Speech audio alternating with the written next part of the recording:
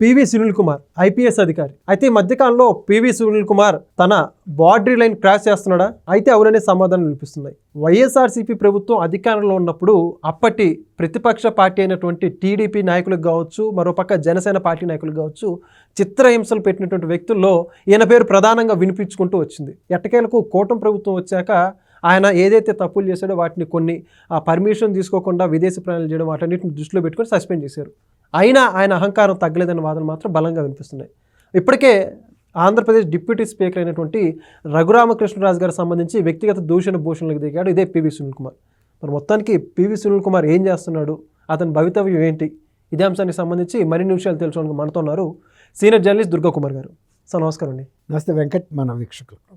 Sir మొత్తానికి PV Sunil Kumar మాత్రం ఆ ట్వీట్లు కావచ్చు, ఆయన రిలీజ్ చేసినటువంటి వీడియోలు కావచ్చు, టార్గెట్ రఘురామకృష్ణరాజు అని చెప్పుకుంటూనే ఈ ప్రభుత్వాన్ని కూడా మరోపక్క విమర్శ చేసుకుంటూ వస్తున్నాడు. మొత్తానికి పివి సునీల్ కుమార్ అంశం గురించి మీరు ఏమంటారు? పివి సునీల్ కుమార్ గారు ఒక ఐపీఎస్ అధికారి అండి. ఆయనే చెప్పుకున్నాడు, నేను డీజీ స్థాయి అధికారి, డైరెక్టర్ జనరల్, అంటే అత్యంత సీనియర్ మోస్ట్ ఐపీఎస్ అధికారిగా ఆయనకి స్థాయి ఉంది. ఇప్పుడు ఆయన బాధపడుతుంది ఏంటంటే ఆంధ్రప్రదేశ్ పరువు ఏమవుతుందని ఆయన బాధపడుతున్నాడు. ఎవరి వల్ల? RRR గారి వల్ల. ఎవరి వల్ల కూడా ఏ రాష్ట్రం కానీ ఏ ప్రభుత్వం కానీ అప్రదిష్ట పాలవ్వదండి. ఎవరు అయితే ఆ తప్పులు చేస్తారో అది వాళ్ళ వ్యక్తిగతం. ప్రభుత్వాలు అనేది శాశ్వతంగా కొనసాగుతాయి. రాజ్యాంగం ప్రజాప్రతినిధులకు కొన్ని అధికారాలు ఇచ్చింది, బ్యూరోక్రాట్స్ అఖిల భారతీయ స్థాయి అధికారులకు కొన్ని అధికారాలు ఇచ్చింది, రాజ్యాంగ పదవుల్లో ఉన్న వాళ్ళకి కొన్ని అధికారాలు ఇచ్చింది.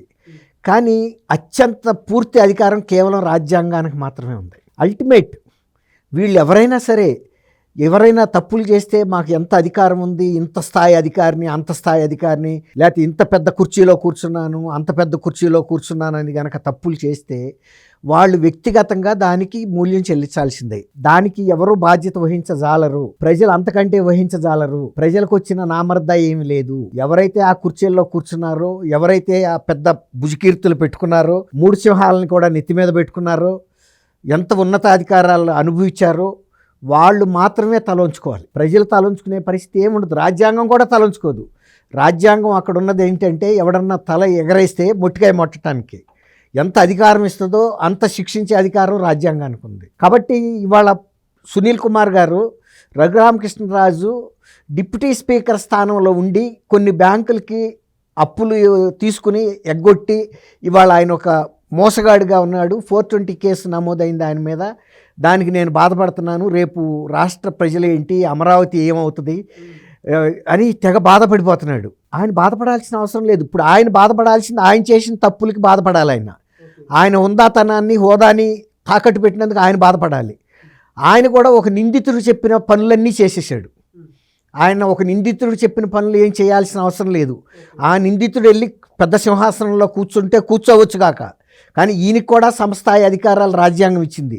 నీ తల వంచొద్దంది, నీ తల మీద నేను 3 సింహాలు పెట్టాను అని ఆ పవర్ ఇచ్చింది. నీ భుజాలు కూడా నేను చాలా బలపరిచాను, నీకు స్టార్స్ ఇచ్చింది. అలాంటి స్టార్స్ ఇచ్చినప్పుడు కూడా నువ్వు తల ఉంచావు, నీ భుజాలు ఉంచావు. ఎవరైతే రఘురామరాజు మీద 420 ఉందో జగన్మోహన్ రెడ్డి మీద కూడా ఉంది. ఆయన ముఖ్యమంత్రి కూడా అయ్యాడు. ఆయన చెప్పిన చెడ్డ పనులన్నీ నువ్వు చేసావు. ఒక ప్రజాప్రతినిధిని తీసుకొచ్చి టార్చర్ బట్టి పెట్టేశావు. దానికి నువ్వు బాధపడాలి. ఆయన అందులో బాధితుడు. ఈయనకి శిక్ష వేస్తే ఇప్పుడు ఆయనకి కూడా శిక్ష ఏమంటున్నాడు. ఇది ఎక్కడ న్యాయశాస్త్రం? ఒక పోలీస్ అధికారికి రాజ్యాంగం తెలియదా? న్యాయశాస్త్రం తెలియదు. ఒక ఎస్ఐకి కూడా తెలుసు. ముద్దాయికి ఒక బాధితుడికి ఉన్న నిర్వచనంలో తేడా. పసి పిల్లాడిని అడిగినా చెబుతాడు. ముద్దాయినేమో శిక్షించమంటారు, బాధితుడిని కాపాడమంటారు. ఒక పాము ఒక వ్యక్తిని కరిస్తే పామును చంపుతారు, కాటు ఎవరికి గురి అయ్యాడో ఆ వ్యక్తిని తీసుకెళ్లి వైద్యం చేస్తారు. పాము కాటేస్తే నన్ను చంపారు, ఇది న్యాయం అంటున్నారు మీరు. బాధితుడి సంగతి ఏంటంటాడు, అతన్ని కూడా చంపితే సమన్యాయం అంటున్నాడు. ఇది ఎక్కడన్నా విన్నావా? ఇదేమన్నా సహజ న్యాయమా, ఆటవిక న్యాయమా, రాజ్యాంగ పరంగా ఎక్కడన్నా విన్నామా? విదేశాల్లో పోని సౌదీల్లో పన్నుకు పన్ను, కన్నుకు కన్ను అన్నారు. పోనీ అట్లా న్యాయం చెప్పి నేను అతని చిత్రహింసలు పెట్టా కాబట్టి అతను కూడా కొంతమంది మనుషులను పెట్టి నన్ను కూడా చిత్రహింసలు పెట్టి దానికి సమానం, నా మీద కేసు తీసేయమంటే అదొక న్యాయం. సౌదీ న్యాయం. పన్నుకు పన్ను, కన్నుకు కన్ను. నేను ఎంతైతే దెబ్బలు కొట్టించానో అంత దెబ్బలు ఆయన కొట్టపోవచ్చు. ఆయన కూడా ఎవరినన్నా వాళ్ళ మనుషులను పంపమానండి, నన్ను కూడా కొట్టండి, కేసు తీసేయండి, బరాబర్. అట్లా అడిగితే పర్వాలా. అట్లా కాదండి. నన్ను సస్పెండ్ చేశారు కాబట్టి ఆయన ఎమ్మెల్యే పదవి నుంచి తీసేయండి, డిప్యూటీ స్పీకర్ పదవి నుంచి తీసేయండి. ఆయన ఇప్పుడు ఇంకో కొత్త సిద్ధాంతం ఏం తీసుకొచ్చాడంటే ఆయన బ్యాంకులకి డిఫాల్ట్ అయిన విషయం అందరికీ తెలుసు. ఈయనే కాదు చాలామంది ప్రజాప్రతినిధులు ఆర్థిక నేరాల్లో ఉన్న ముఖ్యమంత్రులు అయ్యి కూడా ఉన్నారు. 16 నెలలు జైల్లో ఉండి కూడా ముఖ్యమంత్రులు కూడా అయ్యారు. అదేమి అక్రమంగా అవ్వలాళ్ళు. కొంతమంది ప్రజలే వాళ్ళ నిర్ణయాధికారంలో జరిగిన లోపం వలన ముఖ్యమంత్రులు అయ్యారు. ఆ రోజున కూడా ఆంధ్రప్రదేశ్ గురించి జాతీయ స్థాయిలో చర్చ అయింది. ఒక నేరగాడు 16 నెలలు జైల్లో ఉండి ముఖ్యమంత్రి కాగలిగాడు అని జాతీయ స్థాయి పత్రికల్లో వచ్చింది. ఇప్పుడు సునీల్ కుమార్ గారు ఏం బాధపడుతున్నాడంటే డిప్యూటీ స్పీకర్గా ఉన్న వ్యక్తి ఇలాంటి కేసుల్లో అరెస్ట్ అయిపోతే ఆంధ్రప్రదేశ్ ప్రతిష్ట ఏంటి, అమరావతి ప్రతిష్ట ఏంటని ఆయన ఒక ప్రశ్న వేస్తున్నాడు. అమరావతికి ఆంధ్రప్రదేశ్కి జరిగిన నష్టం ఏం లేదు. ఆయన డిప్యూటీ స్పీకర్గా ఉండి ఆంధ్రప్రదేశ్ ప్రభుత్వం ఏమి హామీ పత్రం రాసి వాళ్ళ బ్యాంకులకి ఈయన అప్పులు కట్టకపోతే ఆంధ్రప్రదేశ్ ప్రభుత్వం హామీగా ఉంటుందని. వ్యక్తిగతంగా మాత్రమే బాధ్యుడు ఆయన. కానీ ఆయన కుటుంబ సభ్యులు కూడా ఉండొచ్చు అందులో. ఆ చీటింగ్ కాదని ఎవడంటారు అయ్యి ఉండొచ్చు. చీటింగ్ అయితే బ్యాంకులు వాళ్ళ ఆస్తులు జప్తు చేసి వేలం పాటేసి రికవరీ చేసుకుంటాయి. వాళ్ళు రికవరీ చేసుకోలేనంత ఆస్తులు ఆయన దగ్గర లేవనుకోండి, అప్పుడు ఆయన్ని ఆయన కుటుంబ సభ్యుల్ని ఎవరైతే ఆయనకి హామీగా ఉన్నారో వాళ్ళందరినీ తీసుకెళ్ళి జైల్లో పెట్టేస్తారు. డిప్యూటీ స్పీకర్ చైర్ జైల్లోకి వెళ్ళదు. వ్యక్తులు వస్తారు పోతారు. Men may come and men may go. ముఖ్యమంత్రి స్థానంలో 5 సంవత్సరాలు పరిపాలించిన వ్యక్తి మీద 45,000 కోట్ల ఆస్తులు జప్తులో ఉన్నాయి. ఇప్పుడు ఈయనకి శిక్ష పడుతుందని గ్యారంటీగా చెబుతున్నాడు ఆయన. అదే సిబిఐ ఆయన మీద కూడా క్విడ్ ప్రోకో కేసులు, మనీ లాండరింగ్ కేసులు అవి కూడా ఇంతకన్నా కూడా గట్టి చట్టాలే. అప్పుడు జగన్మోహన్ రెడ్డి గారికి కూడా శిక్ష పడుతుంది. జగన్మోహన్ రెడ్డి గారికి శిక్ష పడితే ఆంధ్రప్రదేశ్ ప్రజలందరూ ఊరేసుకోవాలా? అమరావతి ఏమన్నా తలంచుకోవాలా? ముఖ్యమంత్రిగా ఎన్నికయ్యాడు, దిగిపోయాడు. ఆయన అంతకన్నా ముఖ్యమంత్రి కాకముందు చేశాడు, ముఖ్యమంత్రిగా కూడా ఉండగా కూడా నేరాలు చేశాడు. కానీ ముఖ్యమంత్రిగా అరెస్ట్ అయినా కూడా ముఖ్యమంత్రి కుర్చీని అరెస్ట్ చేయలేరు. ముఖ్యమంత్రి కుర్చీలో కూర్చున్న వ్యక్తిని అరెస్ట్ చేసి తీసుకెళ్ళిపోతారు. అట్లాగే ఈయన పివి సునీల్ కుమార్ గారికి చాలా భుజకీర్తులు ప్రభుత్వం రాజ్యాంగం ఇచ్చినప్పుడు వాటికి తగ్గట్టుగా హుందాగా వ్యవహరించాల్సిన బాధ్యత ఆ పదవిలో ఉన్న వ్యక్తిది. ఐపీఎస్ అధికారులందరూ సునీల్ కుమార్ లాగా వ్యవహరిస్తారా? భారతదేశంలో ఉన్న ఐపీఎస్లు అందరూ సునీల్ కుమార్ గారు చేసిన పనులకి, ఇవాళ ఆయన సస్పెండ్ అయిన తీరుకి, ఆయన పెడుతున్న ట్వీట్లకి తలంచుకోవాలా? వాళ్ళ విఘ్నత వేరు, ఈయన విఘ్నత వేరు. ఈయన ఇచ్చిన ట్వీట్కి ఆయనే సర్టిఫికెట్ ఇచ్చుకుంటున్నాడు. నిన్న బాధితుడికి కూడా శిక్ష వేయాలని నేను నిన్న చెప్పింది కరెక్టేనని. నీకు ఎవరి కేసు కాళ్ళు జడ్జి కాలేము. నా కేసుకి నేను తీర్పు నేను చెప్పుకోలేను. ఇంకొక థర్డ్ పార్టీ దగ్గరికి వెళ్ళాలి ఎవరైనా. ఒకవేళ కనుక ఐపీఎస్ అధికారుల సంఘానికి ఆయన లేఖ రాయాలి.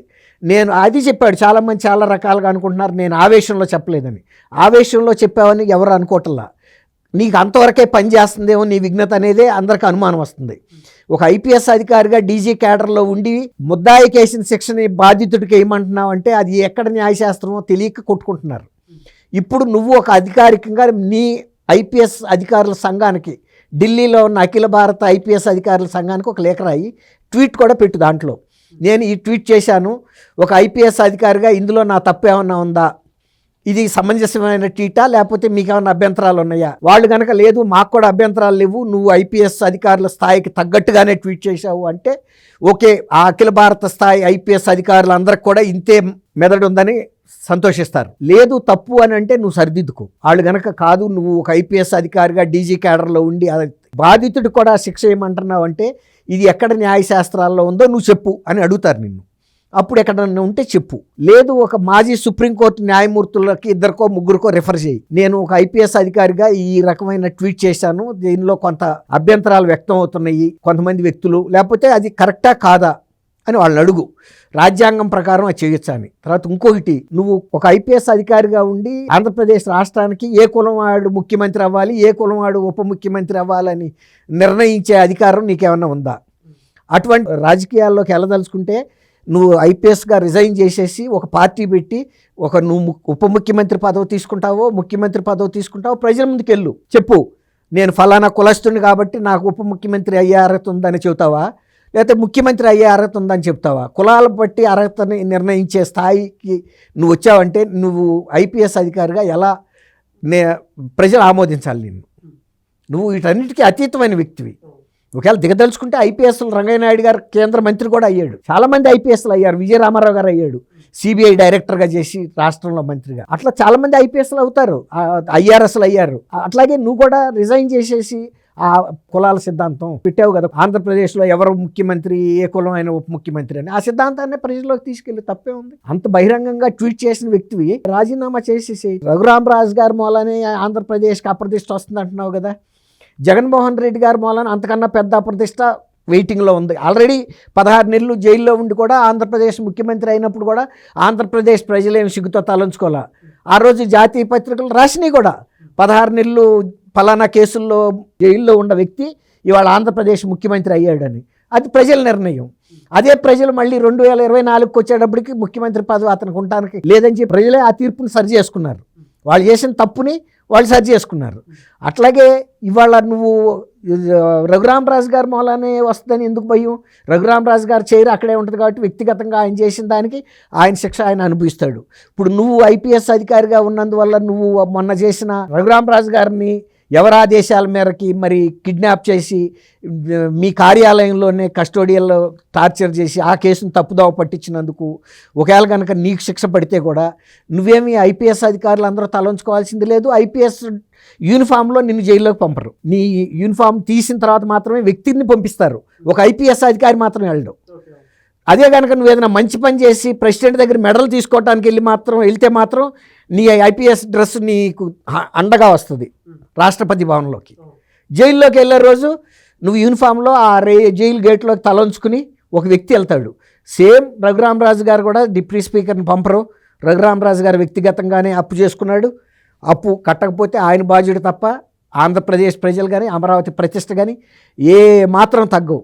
ఒకవేళ రేపు జగన్మోహన్ రెడ్డి గారు ఆయన క్విడ్ ప్రోకో మనీ లాండరింగ్ కేసుల్లో జీవితకాల శిక్షలు పడినా కూడా ఆంధ్రప్రదేశ్ మాజీ ముఖ్యమంత్రి అని జాతీయ స్థాయి పత్రికలు ప్రసార మాధ్యమాలు ప్రసారం చేస్తాయి. కానీ ఆంధ్రప్రదేశ్ ప్రజలకు ఏం సంబంధం లేదు దాంతో. ఆయన వ్యక్తిగతంగా చేసిన అవినీతి అది. కాబట్టి ఆంధ్రప్రదేశ్ ప్రజలు ఎవరూ తలంచుకోరు. అసలు సునీల్ కుమార్ గారు బాధపడాల్సిన అవసరం లేదు. ఇంకా ఆంధ్రప్రదేశ్ ప్రజలు తలెత్తుకుంటారు. ఎందుకంటే ముఖ్యమంత్రిగా ఉండా సరే చట్టం తను పనిచేసి మాజీ ముఖ్యమంత్రినైనా జైలుకి పంపింది అని. కాబట్టి ప్రజలు ఎప్పుడు కూడా ఇట్లాంటి వ్యక్తులు చేసే తప్పులకి అబౌవ్, దానికన్నా ఉన్నతమైన వ్యక్తులే. అలాగే రాజ్యాంగం కూడా డిప్యూటీ స్పీకర్ పోస్ట్కైనా ఒక ఐపీఎస్ పోస్ట్కైనా ఐఏఎస్లకైనా ప్రతి స్థాయిలో కూడా చెక్స్ అండ్ బ్యాలెన్స్ భారత రాజ్యాంగంలో బిఆర్ అంబేద్కర్ గారు అంత పెట్టాడు. తర్వాత రాష్ట్రపతిని కూడా అభిశంసన ద్వారా తీసేసే అధికారం పార్లమెంట్కి ఉంది. సుప్రీంకోర్టు చీఫ్ జస్టిస్ని కూడా తీసేసే అధికారం ఉంది. వాళ్ళు ఏదైనా తప్పులు చేస్తే అభిశంసనతో పాటు క్రిమినల్ చర్యలు కూడా తీసుకునే అధికారం కూడా రాజ్యాంగానికి ఉంది. రాజ్యాంగం అల్టిమేట్. కాబట్టి రాజ్యాంగం ఉండగా ఎవడు ఎంత గొప్పవాడైనా సరే వాడి తల రాజ్యాంగానికి లోబడి తగాల్సిందే. కాబట్టి సునీల్ కుమార్ గారు ఇట్లాంటి బాధపడటం అనవసరం. ట్వీట్లు పెట్టి ముందు తను శుద్ధపోస్తుందని చెప్పుకుంటున్నాడు కదా. ఇప్పుడు తను పరిస్థితి ఏంటో తను గమనించాలి. రేపు చట్టం అమలైనప్పుడు తను చీఫ్ మినిస్టర్ చెప్పాడు ఓరల్గా నేను చేశాను, అతన్ని చేశానంటే చట్టం ఒప్పుకుంటుందా? ఒప్పుకోదు కదా. తర్వాత అంత దెబ్బలు కొట్టి ఆయన చర్మ వ్యాధి మూలాన వచ్చిందని డాక్టర్ సూపరింటెండెంట్ ప్రభావిత గుంటూరు హాస్పిటల్ సూపరింటెండెంట్ని ప్రభావితం చేసి ఇచ్చిన సర్టిఫికేట్ పనిచేసిందా? మిలిటరీ హాస్పిటల్ వాళ్ళు అది టార్చర్ అని చెప్పారు. ఇప్పుడు రఘురామరాజు గారికి శిక్ష పడుతుంది, లేకపోతే కనుక నేనే ఇంప్లీడ్ అవుతానంటున్నాడు. ఇప్పుడు నీ కేసు విషయంలో కూడా ఇంప్లీడ్ అయ్యేవాళ్ళు ప్రతి సిటిజన్కి హక్కు ఉంది. ఒక ప్రజాప్రతినిధిని తీసుకెళ్ళి ఒక ఐపీఎస్ ఆఫీసర్ కనుక ఇట్లా చేస్తే ఒక ప్రతి భారతీయుడు ఇంప్లీడ్ అవుతాడు ఈ కేసులో. తర్వాత రఘురామరాజు గారు అనుయాయుడు ఎవడో తెచ్చి నాకు ఈ 3 బ్యాంకుల్లో అప్పు ఉన్నాడని ఇచ్చాడని చెబుతున్నాడు. 3 బ్యాంకుల్లో అప్పు ఉన్నది అదేమన్నా రహస్యమా? ఏ బ్యాంకులో ఎవడెంత డిఫాల్ట్ అయ్యాడో దాని అమౌంట్ ఇప్పుడు అవుట్ స్టాండింగ్ డ్యూ ఎంత ఉందో బ్యాంకులు అడిగితేనే ఇస్తాయి. ఏం రహస్యం ఉంది అందులో? అప్పు ఇచ్చిన మాట వాస్తవం, కట్టని మాట వాస్తవం, వడ్డీ పెరిగిన మాట వాస్తవం. ఎప్పుడు ఇచ్చామో ఇవాళకి ఎంత అవుట్ స్టాండింగ్స్ ఉన్నాయో ఇస్తుంది. నువ్వు ఇంప్లీట్ అవ్వాల్సిన అవసరం ఉంది. ఆ బ్యాంకులే తెచ్చుకుంటాయి, వెళ్ళి తెచ్చుకోవాలి. పోనీ ఇంప్లీట్ అయితే అవ్వండి, తప్పే ఉంది. ఆయన ఎస్బీఐ నేను అకౌంట్ హోల్డర్ని, నా డబ్బులు కూడా ఉన్నాయి అంటున్నాడు. ఇప్పుడు నీకు ఇచ్చిన అధికారంలో కూడా ప్రజలందరూ నీకు జీతం ఇచ్చారు. నేను ఇచ్చిన ఐపీఎస్ ఆఫీసర్ ఇలాంటి దుశ్చర్యలు చేశారని ఇంప్లీట్ అవ్వడానికి ఆంధ్రప్రదేశ్ ప్రజలే కాదు భారతదేశంలో ఏ మూలనుండ ప్రతి పౌరుడికి హక్కు ఉంది.